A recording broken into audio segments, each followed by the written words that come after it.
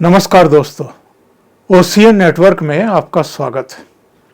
हाल में कुछ ऐसी घटनाएं घटी हैं जिनसे इस इंडी अलायंस को लेकर के और इसके भविष्य को लेकर के कुछ गंभीर सवाल खड़े हुए हैं।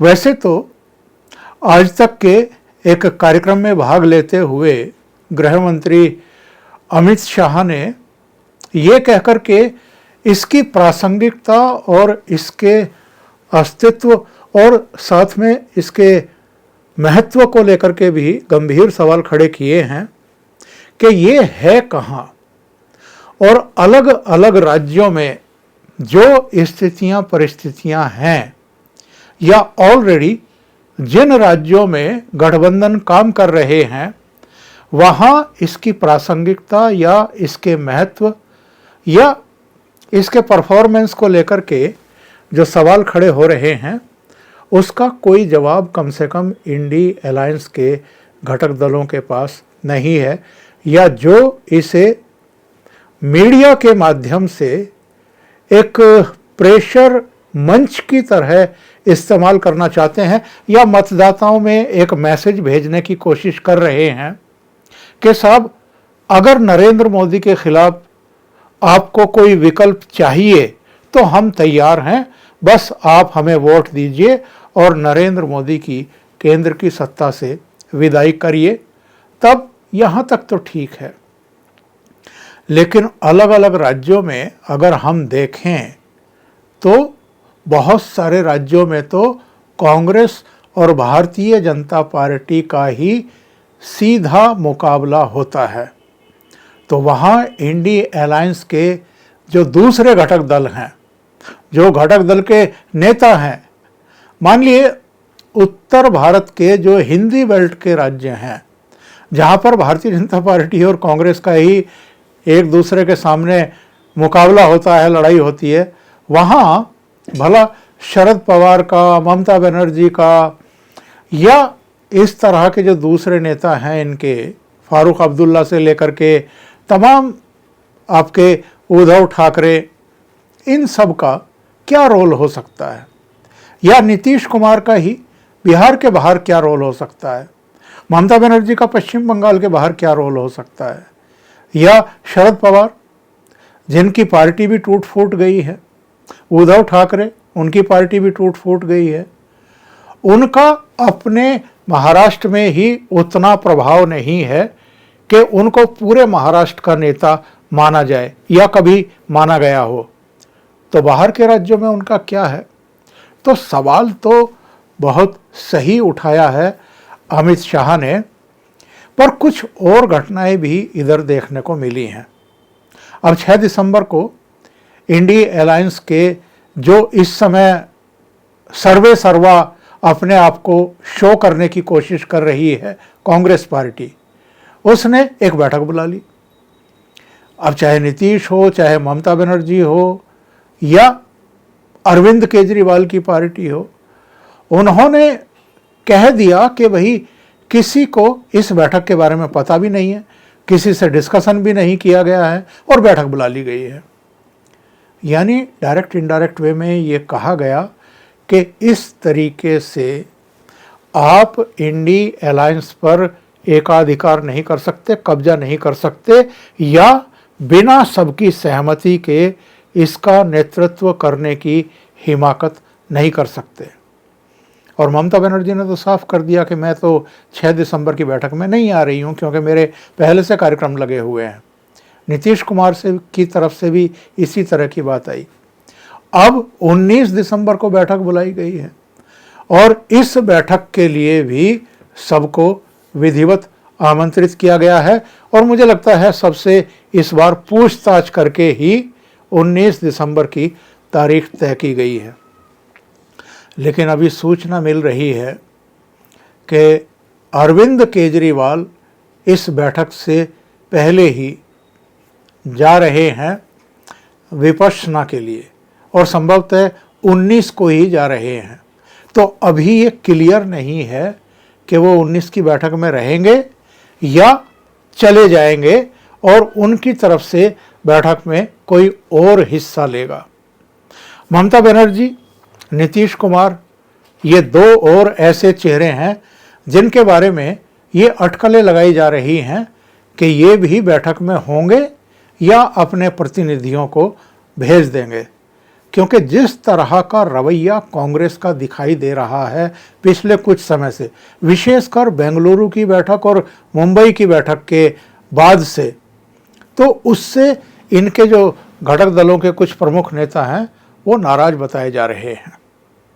संयोजक का अभी तक चुनाव नहीं होना, जब संयोजक के पद का और चेहरे का सवाल आता है तो कांग्रेस जानबूझ करके उसको लटकाने की कोशिश करती है ताकि चेयरमैन सोनिया गांधी को बना दिया जाए, और अगर अध्यक्ष या संयोजक बनाने की बात आए तब मोल भाव किया जाए कि किसको बनाया जाए किसको नहीं बनाया जाए।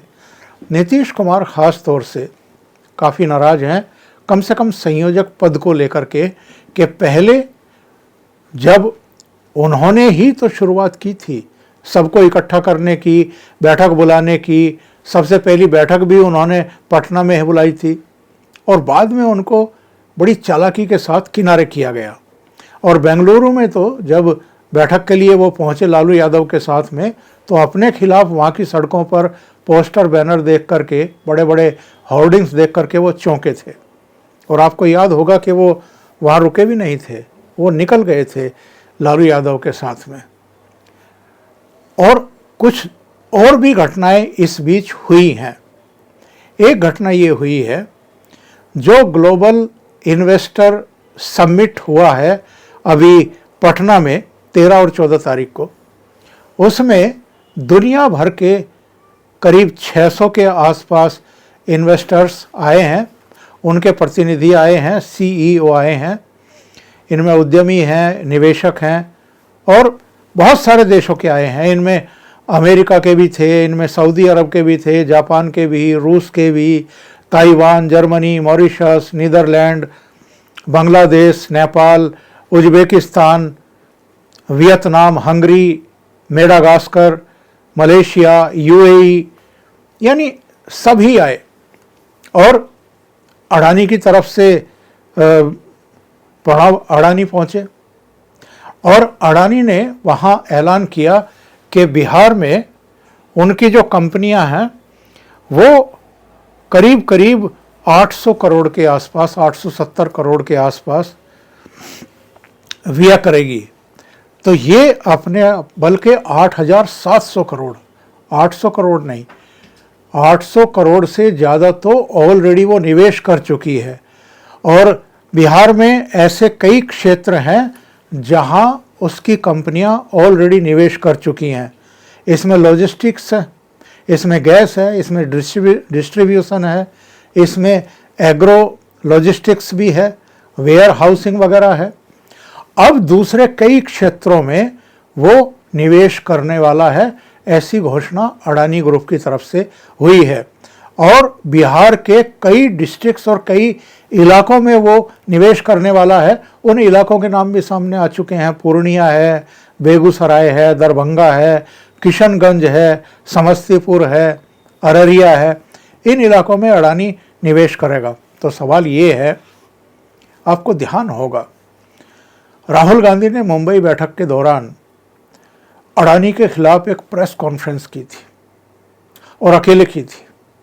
उस समय ये हिंडनबर्ग की रिपोर्ट से इतर कुछ आया था टाइम्स में या कुछ दूसरे विदेशी अखबारों में, और उसको लेकर के इन्होंने हमला बोला था। तो बताते हैं कि ममता बनर्जी इस पर काफ़ी नाराज हुई थी। उन्होंने सवाल खड़े किए थे कि मुंबई में अगर इंडी अलायंस के 28 घटक दलों की बैठक चल रही है, जिनमें से कांग्रेस भी एक घटक दल है, वो नेतृत्व नहीं कर रहा है, यानी कांग्रेस नेतृत्व नहीं कर रही है, ऐसे में राहुल गांधी का अलग से प्रेस कॉन्फ्रेंस करके बिना बाकी घटक दलों के नेताओं से परामर्श के अडानी पर जिस तरीके से अटैक किया गया है, उसको लेकर के सवाल खड़े हुए थे। और आप जानते हैं ममता बनर्जी के पश्चिम बंगाल में भी अडानी का निवेश हो रहा है। जब राजस्थान में कांग्रेस की सरकार थी अशोक गहलोत के साथ, अडानी ग्रुप के कई समझौते हुए थे, 60,000 करोड़ से ज़्यादा का निवेश अडानी ग्रुप राजस्थान में लाने वाला था या ला रहा था। तो ये सवाल खड़े हुए थे उस समय कि राहुल गांधी एक तरफ तो अडानी अडानी करते हैं ताकि मोदी को असहज किया जा सके, प्रधानमंत्री को, और दूसरी तरफ इनके राज्यों में अडानी निवेश भी कर रहा है, छत्तीसगढ़ में भी कर रहा था वो।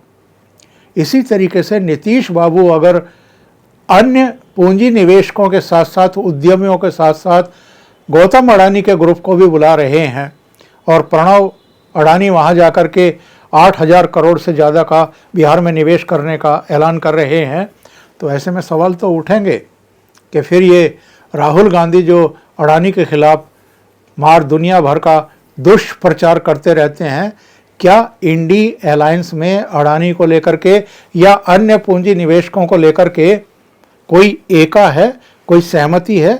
और अगर नहीं है तो फिर ये बड़े सवाल खड़े होते हैं। एक और घटनाक्रम हुआ है बिहार को लेकर के, ख़ास तौर से एक ओपिनियन पोल आया है। ये टाइम्स नाउ और ईजीडी की तरफ से आया है, और ईजीडी और टाइम्स नाउ ने देश का भी सर्वे जारी किया है, ओपिनियन पोल जारी किया है। पहले बिहार के बारे में बताते हैं कि बिहार में ऑलरेडी जो गठबंधन है इस समय, देखिए एनडीए के साथ जो है इस समय, यानी बीजेपी के साथ जो है, एक तो उपेंद्र कुशवाहा है, एक जीतन राम मांझी की पार्टी है, चिराग पासवान और पशुपति पारस की भी पार्टी है। जहाँ तक इंडी अलायंस का सवाल है तो इसमें कांग्रेस है, आरजेडी है, इसके अलावा जेडीयू है और वाम दल हैं, बिहार की अगर बात करें। और जो ओपिनियन पोल आया है वो इनको, यानी कांग्रेस को, जेडीयू को, लालू को, वामपंथियों को, इनको थोड़ा चिंतित करने वाला है। इसमें बताया ये गया है कि एनडीए को, यानी नरेंद्र मोदी के नेतृत्व वाले एनडीए को बिहार में 22 से 24 सीटें मिलने वाली हैं। याद रखिए, लोकसभा की बिहार में 40 सीटें हैं। तो नरेंद्र मोदी के नेतृत्व वाले जो एनडीए है उसको 22 से 24 सीटें मिलेंगी, और इंडी अलायंस को, जिसमें लालू भी हैं, नीतीश भी हैं, कांग्रेस भी है, वामपंथी भी हैं, इनको 16 से 18 सीटें ही मिलने वाली हैं। तो ये एक बड़ा झटका है। एक और घटनाक्रम हुआ है। 24 दिसंबर को नीतीश बाबू वाराणसी में एक जनसभा करने वाले थे, और उस रैली को उन्होंने अचानक रद्द करने का ऐलान कर दिया। हालांकि क्यों रैली रद्द हुई है और अब क्यों जदयू कह रहा है कि दिसंबर के आखिर में नहीं तो जनवरी में हम ये रैली कर लेंगे, इसको लेकर के भी अब तमाम तरह की बातें हो रही हैं, विवाद हो रहे हैं, तू मैं हो रही है। बहाना तो ये बनाया जा रहा है जदयू की तरफ से कि जिस जगतपुर इंटर कॉलेज में वो रैली होने वाली थी नीतीश कुमार की, वाराणसी में, यानी प्रधानमंत्री नरेंद्र मोदी के संसदीय क्षेत्र में, उस कॉलेज के प्रबंधन ने अंतिम समय पर मना कर दिया, परमिशन नहीं दी। लेकिन वस्तु स्थिति ये है, जो कॉलेज प्रबंधन है उसका कहना है कि जदयू की तरफ से कभी लिखित में उनसे परमिशन मांगी ही नहीं गई थी। ये लोग सिर्फ जिला प्रशासन के पास गए थे और वहाँ से इनको परमिशन मिली है कि नहीं मिली है ये जाने, पर हमारे पास ये कभी आए नहीं। तो नीतीश की वाराणसी की ये रैली रद्द होने को लेकर के भी इधर तमाम तरह की चर्चाएं चल रही हैं। तो सबकी निगाहें हैं कि 19 दिसंबर को ये मिल बैठेंगे, बात करेंगे, क्या नहीं करेंगे, क्योंकि अभी तक तो ना सिंबल तय कर पाए, यानी लोगो तय कर पाए, ना झंडा तय कर पाए, ना संयोजक तय कर पाए, ना सीट शेयरिंग को लेकर के कोई चर्चा कर पाए, और अलग अलग राज्यों की जो स्थितियां परिस्थितियां हैं वो भी मैंने आपको बताई हैं। और इनके घटक दलों के नेता ही कितने सिंसियर और सीरियस हैं इस इंडिया अलायंस को लेकर के, अब इस पर भी सवाल खड़े हो रहे हैं। अभी के लिए इतना ही, बहुत बहुत धन्यवाद। अगर आपको ये चैनल और इसके कंटेंट पसंद आ रहे हैं तो लाइक करें, कमेंट करें, वीडियो को शेयर भी करें। अभी तक अगर आपने ये चैनल सब्सक्राइब नहीं किया है तो सब्सक्राइब कर लें और साथ में लगे बेल आइकॉन को दबा दें ताकि आगे आने वाले वीडियो और उनके नोटिफिकेशन आप तक पहुंचते रहें। बहुत बहुत धन्यवाद। नमस्कार।